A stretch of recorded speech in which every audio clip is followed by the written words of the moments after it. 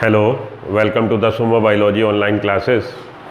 चलिए, last lecture में हम लोगों ने पढ़ा था मसल के स्ट्रक्चर के बारे में। तो actin, myosin, filament, A band, I band, ये सब हम लोगों ने पढ़ा। सार्कोमियर पढ़ा। आज हम लोग पढ़ेंगे mechanism of the muscle contraction. ये मसल कॉन्ट्रैक्शन का मैकेनिज्म क्या है, ठीक है जी। चलिए चालू करते हैं। Mechanism of muscle contraction is best explain by the sliding filament theory. तो आपसे पूछा जाएगा कि कौन सी थ्योरी से हम मसल कॉन्ट्रैक्शन को एक्सप्लेन कर सकते हैं। Your answer should be sliding filament theory से हम मसल कॉन्ट्रैक्शन को एक्सप्लेन कर सकते हैं। विच स्टेट्स दैट, जो बताती है contraction of a muscle fibre take place by the sliding of the thin filament over the thick filament. तो अगर आपको याद हो, थिन फिलामेंट और थिक फिलामेंट, थिन फिलामेंट हमारे एक्टिन है और थिक फिलामेंट हमारे मायोसिन है। तो एक बार हम लोग पिछला रिवाइज कर लें, देखें क्या आप लोग को याद है। तो थिन और थिक फिलामेंट का एक रिप्रेजेंटेशन बना लेते हैं और देखते हैं कि कितना हम लोग को याद है, ठीक है जी। तो मसल में आपको क्या मिलेगा? Muscle is made up of a lot of muscle bundle. Muscle किसकी बनी है? मसल खूब सारे मसल बंडल्स की बनी है।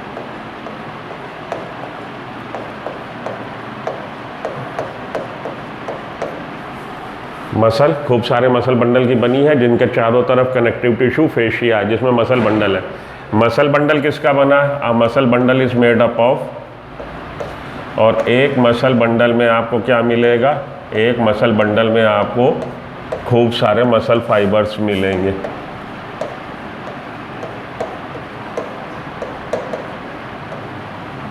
और मसल फाइबर में क्या मिलेगा? मसल फाइबर में मायोफाइब्रिल्स मिलेंगे।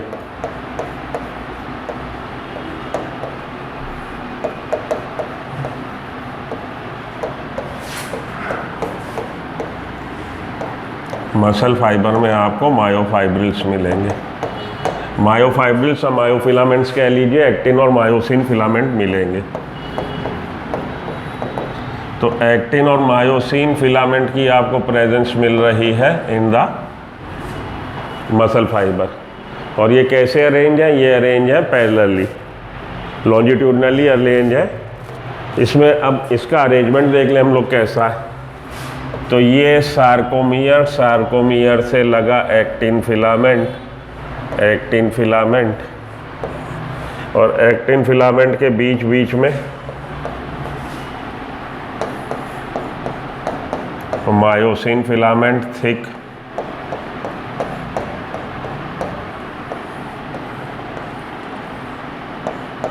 और ये क्रॉस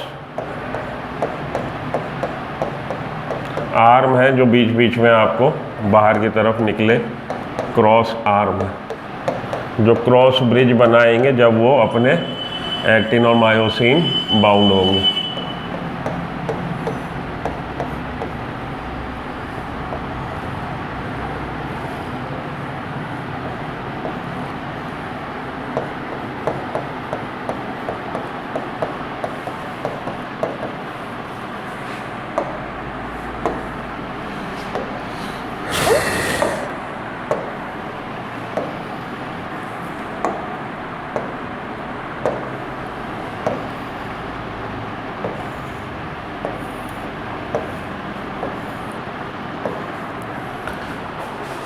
एक्टिन और मायोसिन, जहाँ जहाँ पे केवल एक्टिन की प्रेजेंस है, जहाँ पे केवल एक्टिन की प्रेजेंस है, वो आपको लाइट बैंड के रूप में दिखाई देगा, लाइट कलर का दिखाई देगा, उसको हम लोग आई बैंड बोलते हैं। और जहाँ जहाँ मायोसिन है वो डार्कर बैंड आपको दिखाई देगा, जिसको हम लोग ए बैंड बोलते हैं। तो यहाँ से लेके यहाँ तक ये हमारा आई बैंड है।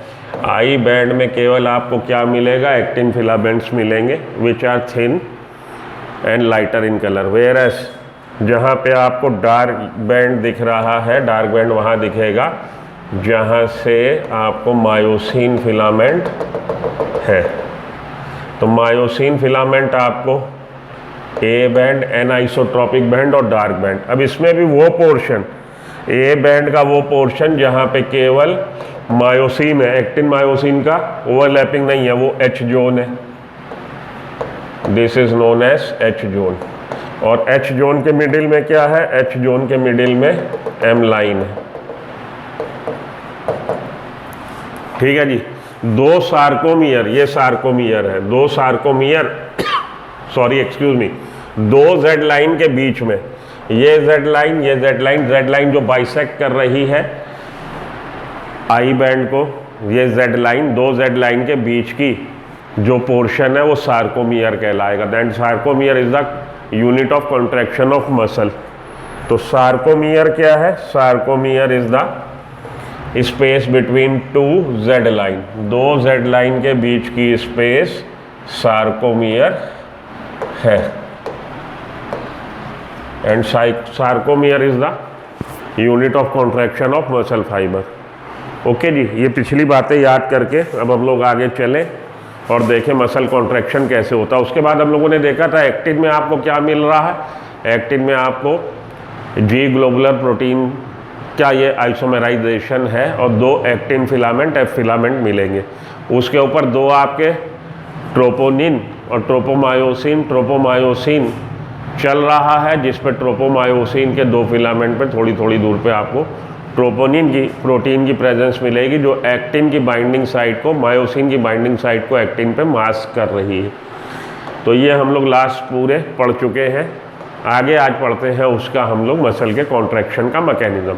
तो mechanism of the muscle contraction is best explained bye the sliding filament theory. Sliding filament theory से हम लोग इसको एक्सप्लेन कर सकते हैं, विच स्टेट्स दैट, जो ये बताता है contraction of the muscle fibre take place by the sliding of the thin filament over the thick filament.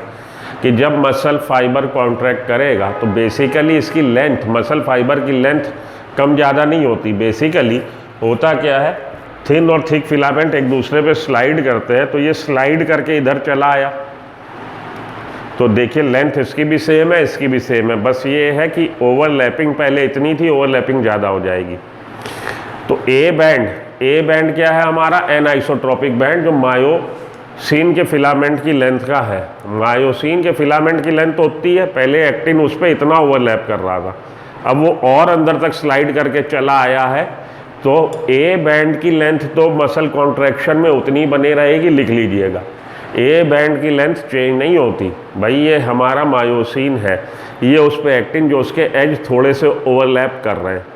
अब जब मसल कॉन्ट्रैक्ट करेगी तो ये स्लाइडिंग थ्योरी यही है कि ये स्लाइड करके इधर आ जाता है।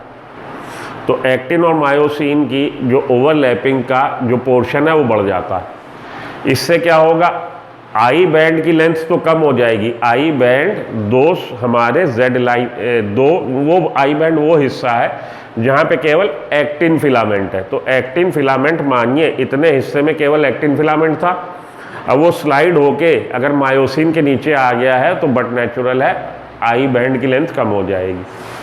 आई बैंड की लेंथ तो कम हो जाएगी लेकिन ए बैंड की लेंथ उतनी बनी रहेगी, इसलिए इसको हम लोग स्लाइडिंग थ्योरी बोलते हैं। तो ना तो इसमें आई हमारे एक्टिन फिलामेंट का कॉन्ट्रैक्शन हो रहा है, ना इसमें मायोसिन फिलामेंट का कॉन्ट्रैक्शन हो रहा है। बेसिकली स्लाइड कर रहे हैं ये दोनों एक दूसरे पे, और एक्टिन स्लाइड करके मायोसिन के नीचे आ जाता है ज़्यादा। पहले थोड़ा बहुत है जो ओवरलैपिंग है वो स्लाइड करके और उसका पोर्शन ज़्यादा नीचे आ गया, जिससे क्या हो गया, आई बैंड की लेंथ कम हो जाएगी, ए बैंड की लेंथ उतनी बनी रहेगी, मसल कॉन्ट्रैक्ट कर जाएगी। मसल कॉन्ट्रैक्शन का इनिशिएशन कैसे हुआ? By signal send by the central nervous system. हमारे ब्रेन से सिग्नल आया है। तो ब्रेन के तीन पार्ट है, फोर ब्रेन, मीजो ब्रेन और हाइंड ब्रेन। फोर ब्रेन में क्या क्या मिल रहा है? फोर ब्रेन में आपको सेरिब्रम मिल रहा है, एपिथैलेमस, थैलेमस और हाइपोथैलेमस। मिड ब्रेन में क्रूरा सेरेब्राई और कॉर्पोरा क्वाड्रिजेमिना, और हाइंड ब्रेन में पॉन्स मेडुला और सेरिबेलम। तो ब्रेन से सीएनएस से हमारी मोटर नर्व जो ऑर्डर लेके आ रहा है, मोटर न्यूरॉन कह लीजिए, मोटर नर्व कह लीजिए, ऑर्डर आया कि भाई मसल ने कॉन्ट्रैक्ट करना है। तो ब्रेन का जब स्टिमुलस आया सीएनएस से बाया motor neuron, the junction between the motor neuron and sarcolemma of the muscle fibre is called the neuromuscular junction. तो न्यूरॉन की एंडिंग, वहाँ पे न्यूरोमस्कुलर जंक्शन, न्यूरॉन की एंडिंग के आखिरी में अब क्या मिल रहा है हमको? स्ट्रेटेड मसल या स्केलेटल मसल मिल रही है। तो स्केलेटल मसल तक ऑर्डर कौन लेके आया? ऑर्डर लेके आया मोटर न्यूरॉन। न्यूरोमस्कुलर एंडिंग पे ये न्यूरॉन क्या रिलीज करेगा? न्यूरोट्रांसमीटर रिलीज करेगा। जो पोस्ट साइनेप्टिक मेम्ब्रेन पे, यहाँ पे साइनेप्सिस किससे हो रहा है, यहाँ पे साइनेप्सिस स्केलेटल मसल से हो रहा। तो न्यूरोमस्कुलर जंक्शन पे न्यूरॉन रिलीज करेगा न्यूरोट्रांसमीटर, वो न्यूरोट्रांसमीटर एक्शन पोटेंशियल जनरेट कर देगा मसल फाइबर में, और मसल फाइबर फिर कॉन्ट्रैक्ट करेगी। And the sarcolemma of the muscle fibre is called the neuromuscular junction और द मोटर एंड प्लेट। अब ये मसल कॉन्ट्रैक्शन का आगे हम लोग देख लेते हैं, बाद में आते हैं इस पे। In a resting membrane fibre the outside of the sarcolemma is positively charge. तो अगर आपको याद हो कि हमारी जो मेम्ब्रेन होती है, भले न्यूरॉन की भले ये सार्कोलेमा की, इसमें बाहर की तरफ पॉजिटिव चार्ज होता है, अंदर की तरफ निगेटिव चार्ज होता है। क्यों? क्योंकि सोडियम पोटेशियम पंप काम करता है, 3 सोडियम को तो बाहर छोड़ देगा और 2 पोटेशियम को अंदर ले आएगा। इस वजह से बाहर की तरफ तो पॉजिटिव चार्ज है और अंदर की तरफ निगेटिव चार्ज है। क्लियर? बाहर की तरफ तो पॉजिटिव चार्ज है, अंदर की तरफ निगेटिव चार्ज है, और अंदर की तरफ यहाँ पे साइटोप्लाज्म में निगेटिवली चार्ज प्रोटीन है जो बाहर नहीं जाती। तो अभी ये पोलराइज स्टेज में है। जब ऊपर से स्टिमुलस आया, स्टिमुलस क्या करता है, स्टिमुलस आयन चैनल्स को खोल देता है। स्टिमुलस के आने से आयन चैनल्स खुल जाएंगे, और आयन चैनल के खुलने से क्या होगा, आयन चैनल के खुलने से होगा सोडियम एकदम तेजी से अंदर आ जाएगा, और सोडियम के अंदर आने से डिपोलराइज्ड हो जाएगी मेम्ब्रेन। डिपोलराइज्ड होने से sarcoplasmic reticulum, endoplasmic reticulum muscle fibre का, उसके लिए हम लोग टर्म यूज़ करते हैं सार्कोप्लाज्मिक रेटिकुलम। और मसल फाइबर की न्यूरॉन, मसल फाइबर की से ये जो प्लाज्मा मेम्ब्रेन है, सेल मेम्ब्रेन है, इसके लिए हम लोग टर्म यूज़ करते हैं प्लाज्मा लेमा। तो प्लाज्मा लेमा या सार्कोलेमा, सार्कोलेमा प्लाज्मा मेम्ब्रेन है मसल फाइबर की, और सार्कोप्लाज्मिक रेटिकुलम एंडोप्लाज्मिक रेटिकुलम का ही नाम है जो मसल फाइबर में मिल रहा है। मसल फाइबर में जो एंडोप्लाज्मिक रेटिकुलम मिल रहा है उसके लिए टर्म यूज़ कर रहे हैं हम लोग सार्कोप्लाज्मिक रेटिकुलम। तो एक्शन पोटेंशियल जो आया, this action potential across a membrane is called resting membrane potential. पहले पोलराइज स्टेज में जब तक ये मेम्ब्रेन है, इसके लिए टर्म यूज़ कर रहे हैं हम लोग resting membrane potential. Action potential आया, a membrane with a resting potential is said to be polarise. और जब तक इस पे बाहर की तरफ पॉजिटिव चार्ज, अंदर की तरफ निगेटिव चार्ज है, तब तक हम इसको रेस्टिंग मेम्ब्रेन पोटेंशियल, और मेम्ब्रेन के लिए बोल रहे हैं कि ये पोलराइज्ड है। A neural signal reaching the motor end plate releases a neurotransmitter acetylcholine which generates an action potential in the sarcolemma. Acetylcholine release हुआ, न्यूरोट्रांसमीटर एसिटाइलकोलिन एक्सॉन के टर्मिनल एंड से, बटन से उसने रिलीज किया एसिटाइलकोलिन। एसिटाइलकोलिन ने action potential generate किया किस पे, सार्कोलेमा पे।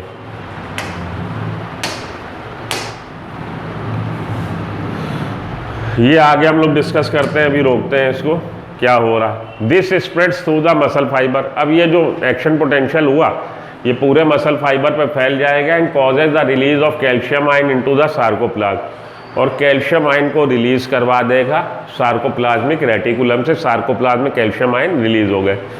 Increase in the calcium level tends to leads to the binding of calcium with a subunit of troponin on the actin filament and thereby remove the masking of the active site of myosin। तो actin filament जो है 2F actin से बना है और जिस पे 2 tropomyosin भी साथ में चल रहे हैं। ट्रोपोमायोसिन पे मायोसिन बाइंडिंग साइट है, उस साइट को मास्क कर रखा, नकाब पहना रखा किसने, ट्रोपोनिन ने। तो जब कैल्शियम रिलीज हो गया सार्कोप्लाज्मिक रेटिकुलम से सार्कोप्लाज्म में, ये कैल्शियम ट्रोपोनिन से बाइंड हो जाएगा। तो ट्रोपोनिन वहाँ से हट जाएगा, कहाँ से, ट्रोपोमायोसिन की बाइंडिंग साइट से, जिससे मायोसिन हेड अब बाइंड हो पाएगा किससे, ट्रोपोमायोसिन से, utilising the energy from ATP hydrolysis. अब हमारा ये जो मायोसिन हेड है इस पे एटीपी बाइंडिंग साइट है और एक्टिन बाइंडिंग साइट है। Using the energy from the ATP hydrolysis, ये एटीपी को हाइड्रोलिसिस करेगा, हाइड्रोलिसिस ब्रेक कर देगा। The myosin head now binds to the exposed active site on the actin to form a cross bridge, जिससे ये charge हो जाएगा कौन, myosin head, so it can bind to the actin filament. Actin filament पे जो myosin binding site है उससे ये बाइंड हो जाएगा। अभी तक क्यों नहीं बाइंड हो पा रहा था, क्योंकि अभी तक उस साइट पे मास्किंग हो रखी थी, मायोसिन हेड वहाँ पहुँच नहीं पा रहा था, क्योंकि वहाँ पे क्या था, ट्रोपोनिन की प्रेजेंस की वजह से मायोसिन बाइंड नहीं हो पा रहा था। अब ट्रोपोनिन तो हट गया, क्यों हट गया, क्योंकि कैल्शियम रिलीज हुई है। कैल्शियम क्यों रिलीज हुई है, क्योंकि एक्शन पोटेंशियल जनरेट हुआ है। तो एक्शन पोटेंशियल जनरेट होने से सार्कोप्लाज्मिक रेटिकुलम ने कैल्शियम रिलीज कर दी, वो कैल्शियम ने ट्रोपोनिन को हटा दिया ट्रोपोमायोसिन से, और मायोसिन हेड बाइंड हो गया एक्टिन फिलामेंट से। एटीपी का हाइड्रोलिसिस हुआ, एटीपी का ब्रेकडाउन हुआ, एडीपी और इनऑर्गेनिक फॉस्फेट में एनर्जी रिलीज हुई, और इसी एनर्जी के यूज करके मायोसिन हेड क्रॉस ब्रिज बना लेगा और एक्टिन फिलामेंट को अपनी तरफ खींच लेगा। This pulls the attach actin filaments toward the centre of A band. अब ये उसको खींच लिया अपनी तरफ, तो एक्टिन फिलामेंट जो है वो सरक के स्लाइड करके, ये हमारा मायोसिन फिलामेंट, ये एक्टिन फिलामेंट, ये सरक के स्लाइड करके इधर आ जाएगा, क्योंकि मायोसिन हेड ने उसको बाइंड, ये देखिए ये है, जैसे मानिए ए ऐसे, तो ये मायोसिन हेड ने बाइंड किया और अपनी तरफ खींच लिया एक्टिन को। तो एक्टिन अभी तक ऐसे था, ये एक्टिन ये मायोसिन, अब वो स्लाइड होके मायोसिन के ऊपर आ गया। तो ना तो एक्टिन फिलामेंट की लेंथ कम हुई है, ना मायोसिन की लेंथ कम हुई है, बल्कि उन दोनों की ओवरलैपिंग जो थी वो बढ़ गई है, जिससे ए बैंड की लेंथ, यही पूछा जाता आपसे, ए बैंड की लेंथ तो उतनी बनी रहेगी, आई बैंड की लेंथ कम हो जाएगी। ओके, तो I band get reduced whereas the A band retain its length. The myosin releasing the ADP and inorganic phosphate go back to इस रिलैक्स स्टेट। अब जब उसने उसको खींच लिया, ये जो क्रॉस ब्रिज बना था अब ये ब्रेक हो जाएगा, ये वापस जब क्रॉस ब्रिज ब्रेक हुआ तो ये एडीपी एडिनोसिन डाइफॉस्फेट और इनऑर्गेनिक फॉस्फेट को रिलीज कर देगा। ये कहाँ से आ गए, ये भैया एटीपी की इसने हाइड्रोलिसिस करी है मायोसिन हेड ने, एटीपी को हाइड्रोलिसिस किया तो एडीपी और इनऑर्गेनिक फॉस्फेट बने। आ न्यू एटीपी, अब एक नया एटीपी बाइंड होगा and the cross bridge is broken. Cross bridge broken, पहले एटीपी बाउंड हुआ, क्रॉस ब्रिज ब्रेक हो गया। The ATP is again hydrolysed, अब एटीपी को अगेन हाइड्रोलिसिस इसने किया, फिर से चार्ज हुआ, फिर से क्रॉस ब्रिज बनाएगा और फिर से एक्टिन को खींच लेगा। एडीपी इनऑर्गेनिक फॉस्फेट रिलीज हो गए, एक नया एटीपी मॉलिक्यूल उससे जुड़ेगा, उसके हाइड्रोलिसिस हो गए, फिर से चार्ज हो जाएगा, फिर से खींच लेगा। ये कार्यक्रम तब तक चलता रहेगा जब तक कि मसल फटीक ना हो जाए या ऊपर से कमांड आनी बंद ना हो जाए। जब तक कमांड आ रही है, मेरा मस्तिष्क मुझे ऑर्डर कर रहा चलो तालाबंदी हो गई, नोटबंदी हो गई, अब चलो अपने घर, तो सभी आपने देखा कि श्रमिक बोरिया बिस्तरा लेके चल दिए, तो चलते रहे, ब्रेन से कमांड आ रही है, और जब थक जाएंगे ब्रेन उनको कमांड देनी बंद कर देगा, तो ऊपर से जब फायरिंग आना बंद हो जाएगी मोटर न्यूरॉन की, तब मसल का कॉन्ट्रैक्शन रुक जाएगा, उनका लोकोमोशन रुक जाएगा। वॉलेंट्री एक्शन है, ऊपर से एक्शन आ रहा, सीएनएस गमन कर रहा, मस्तिष्क ऑर्डर भेज रहा कि मसल कॉन्ट्रैक्ट करनी। मसल कॉन्ट्रैक्ट क्यों करनी है, क्योंकि मोंगा जी को चल के उधर जाना, हमको चल के इधर आना। मसल को कमांड भेजी किसने, मोटर न्यूरॉन ने, सेंट्रल नर्वस सिस्टम ने। उससे क्या हुआ, न्यूरोमस्कुलर जंक्शन पे रिलीज हुआ एसिटाइल कोलिन, जिसने डिपोलराइजेशन वेव जनरेट करी। उससे क्या हुआ, कैल्शियम आयन रिलीज हुआ, सार्कोप्लाज्मिक रेटिकुलम से कैल्शियम आयन रिलीज हुआ। कैल्शियम आयन के रिलीज होने से कैल्शियम ने ट्रोपोनिन के साथ पेयरिंग करी और ट्रोपोनिन हट गया ट्रोपोमायोसिन से, जिससे कि मायोसिन फिलामेंट अब एक्टिन फिलामेंट से बाइंड हो सकता है। मायोसिन के हेड पे एटीपी बाइंडिंग साइट है और मायोसिन के हेड पे ATP binding site, actin binding site और एटीपी हाइड्रोलाइजिंग साइट। एटीपी को वो ब्रेक डाउन करेगा, हाइड्रोलिसिस करेगा, चार्ज हो जाएगा, अब वो मायोसिन हेड जुड़ जाएगा एक्टिन से, cross bridge, cross arm, cross bridge बनाया और उसने एक्टिन को खींच लिया। ये कार्यक्रम कब तक चलेगा, जब तक कि ऊपर से कमांड आ रही है और मसल कॉन्ट्रैक्ट करती रहेगी। तो ये था प्रोसेस मसल कॉन्ट्रैक्शन का। The process continue till the calcium ion are pump back to the sarcoplasmic reticulum. Process तब तक चलता रहा जब तक ऊपर से कमांड आती रही। आखिरी में प्रोसेस बंद हुआ जब ऊपर से कमांड आनी बंद हुई। एक्शन पोटेंशियल जनरेट होना बंद हो गया, जिससे कैल्शियम वापस चला जाएगा जहाँ से आया था। कहाँ से आया था हमारा सार्कोप्लाज्मिक रेटिकुलम ने रिलीज़ किया था। किस में रिलीज़ किया था? साइटोप्लाज्म में। अब ये साइटोप्लाज्म से वापस चला जाएगा कहाँ? सार्कोप्लाज्मिक रेटिकुलम में, resulting in the masking of actin filament. तो जब ये वापस चला गया सार्कोप्लाज्मिक रेटिकुलम में, तो ट्रोपोडिन जो अभी तक इससे बाइंड थी वो वापस आके कहाँ अटैच हो जाएगी? ट्रोपोमायोसिन पे। फिर से मायोसिन हेड के एक्टिन फिलामेंट पे बाइंडिंग साइट को उसने फिर से मास्किंग कर दी। This causes the return of the Z line to their original position. और वापस जो जेड लाइन सरक के मायोसिन के नीचे आ गया था एक्टिन फिलामेंट, तो Z line sarcomere Z line जो इधर आ गई थी वो वापस अपनी जगह चली जाएगी। तो मसल का वापस रिलैक्सेशन हो गया। Muscle contains a red colour oxygen storing pigment called myoglobin. और मसल फाइबर दो तरह के हैं, रेड मसल फाइबर और white muscle fibre. Red muscle fibre में मायोग्लोबिन मिलता है। Myoglobin content is high in some of the muscle and that muscle is known as red muscle fibre, because ये जब मायोग्लोबिन ऑक्सीमायोग्लोबिन बनाएगा तो रेड कलरेशन देता है। और जिन मसल्स में ये रेड कलर वाला मायोग्लोबिन मिलता है उनको हम लोग red muscle fibres, red muscle बोलते हैं। ये आपको बेसिकली वहाँ मिलेगी जहाँ पे कॉन्ट्रैक्शन की स्पीड बहुत ज़्यादा नहीं चाहिए हमें, कॉन्ट्रैक्शन की स्पीड कम हो लेकिन परसिस्टेंट कॉन्ट्रैक्शन हो। तो जैसे हम लोग की एक्सटेंशन मसल है बैक की, पीठ की। अब इतनी देर से मैं खड़ा हूँ, 1 घंटे से बकबक कर रहा हूँ, और आपके रिकॉर्डिंग से पहले अभी ऑफलाइन क्लास ली 1.5 घंटे की, तो नियर अबाउट आज मेरे को 2-2.5 घंटे से मैं अपने स्टैंडिंग पोस्चर में हूँ।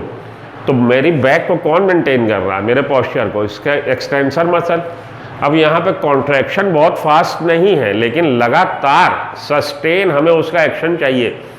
तो इस तरह की मसल्स जिनमें आपको सस्टेन एक्शन चाहिए बट स्लो हो चलेगा, उसमें आपको रेड मसल फाइबर की प्रेजेंस बहुत ज़्यादा देखने को मिलेगी। रेड मसल फाइबर में माइटोकॉन्ड्रिया बहुत होता है, एंडोप्लाज्मिक रेटिकुलम कम होता है। तो लिख लीजिएगा, आपकी बुक में ये लिखा नहीं है, आप लिख लीजिएगा, रेड मसल फाइबर में mitochondria in comparison to white muscle fiber is very much, and because of the presence of a lot of mitochondria it can undergo aerobic respiration for a longer period of time। Myoglobin मिल रहा, myoglobin में oxygen store हो जाती है ऑक्सीमायोग्लोबिन के रूप में, तो ये बहुत देर तक एरोबिक रेस्पिरेशन कर सकता है। माइटोकॉन्ड्रिया भी बहुत है, एटीपी बनती रहेगी। हाँ, मसल कॉन्ट्रैक्शन की स्पीड बहुत कम होगी, बहुत स्लो होगी। Whereas fast muscle contraction, जैसे हमको स्किपिंग, टाइपिंग, राइटिंग, भिशुम भिशुम, तो लिम्स में आपको फास्ट मसल कॉन्ट्रैक्शन चाहिए। यहाँ पे आपको वाइट मसल फाइबर मिलेंगे। कॉन्ट्रैक्शन स्पीड तेज है लेकिन बहुत लंबे समय तक ये परफॉर्म नहीं कर सकते, फटीग जल्दी आ जाती because of the presence of white muscle fibre. भाई एरोबिक रेस्पिरेशन किया, कुछ देर बाद डिमांड बढ़ी, आप लगातार स्किपिंग कर रहे हो, 10 मिनट 15 मिनट ट्रेडमिल पे चल रहे हो, अब डिमांड बढ़ी ऑक्सीजन की, then they start the doing anaerobic respiration. Anaerobic respiration में स्टेटेड मसल में लैक्टिक एसिड, और लैक्टिक एसिड जब अपनी थ्रेशोल्ड लेवल से ज़्यादा होता है हमें फटीग हो जाता है, हम थक जाते हैं। ठीक, तो ये वाइट मसल फाइबर और रेड मसल फाइबर याद रखिएगा। रेड मसल फाइबर आपको एक्सटेंसर मसल्स ऑफ बैक, ये याद रख लीजिएगा, पूछा जाता है। तो muscle contain a red coloured oxygen storing pigment called myoglobin. Myoglobin content is high in some of the muscle which contain gives reddish appearance, जो रेडिश अपीयरेंस दे रहे हैं। Such muscles are called red fibres, और इस तरह की muscles को हम लोग रेड फाइबर्स बोल रहे हैं, रेड मसल फाइबर्स बोल रहे हैं। These muscles also contain plenty of mitochondria, और इन मसल में खूब सारे माइटोकॉन्ड्रिया मिल रहे which can utilize the large amount of ATP, oxygen stored in them to produce ATP, जो ATP प्रोडक्शन बहुत देर तक करेंगे। Some of the muscle possess very low quantity of myoglobin and therefore are called appear pale और whitish। इस तरह के muscles जो हैं जिनमें रेड मसल फाइबर कम मिल रहे हैं, वाइटिश दिखाई देंगे, दे आर वाइट फाइबर्स, और उनको वाइट फाइबर्स बोलते हैं। तो रेड मसल फाइबर और वाइट मसल फाइबर, ये फिर से वही सब समझाया गया आपको, मसल कॉन्ट्रैक्शन की क्रियाविधि जिसको अभी हम लोगों ने डिस्क्राइब किया। रेड मसल फाइबर और वाइट मसल फाइबर में डिफरेंस देख लीजिए। Red muscle fibre they are the smaller diameter, red muscle fibre small diameter के हैं, white muscle fibre bigger filament है, बड़े हैं, बिगर डायमीटर है। This muscle fibre dark red in colour due to the presence of more myoglobin, dark red colour के हैं। This muscle fibre are lighter in colour, हल्के colour के हैं, and they do not have myoglobin, उनमें myoglobin नहीं मिल रहा। Mitochondria more in number, mitochondria less in number, they have more blood capillary, they have less blood capillary, less sarcoplasmic reticulum, have more cytoplasmic reticulum, found in muscles which show slow contraction। ये लिख लीजिए, इसमें लिखा नहीं है। इस तरह की मसल्स में जहाँ पे कॉन्ट्रैक्शन स्पीड तो स्लो है बट सस्टेन है, लंबे समय तक है। वेयर एज हेयर, इधर आप लिखेंगे they are present in the muscles which show high speed of contraction, high contraction जैसे लिम्ब मसल्स, तो उधर आप लिख लीजिएगा बैक मसल्स, बैक की muscles, extension muscles of back, और इधर लिख लीजिएगा लिम्ब मसल्स। तो ये रेड मसल फाइबर और वाइट मसल फाइबर का डिफरेंस है जो आपको मालूम होना चाहिए। अब यहाँ से चालू होगा हमारा स्केलेटल सिस्टम। तो मसल फाइबर की बात कर ली। In the next class we will discuss the skeletal muscle, skeletal system. Skeletal system हम लोग को डिस्कस करना है। तो ये मसल कॉन्ट्रैक्शन का आज का आपका क्लास का लेक्चर पूरा, स्केलेटल सिस्टम को हम लोग डिस्कस करते हैं नेक्स्ट टाइम। ओके जी, till then good luck, good bye.